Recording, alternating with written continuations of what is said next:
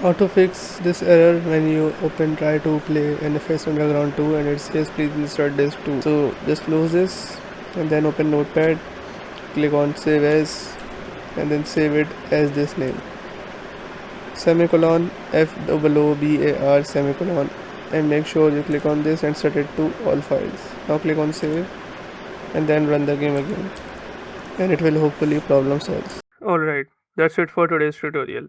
I really hope this video helped you solve your problem or learn something new about your PC. My goal on this channel is to make everything about computers simple and easy, whether it's fixing errors, downloading software or any game, boosting performance of any Windows or any game, or understanding new tools. If this video was helpful in any way, don't forget to hit the like button because it really motivates me to keep bringing you more useful content.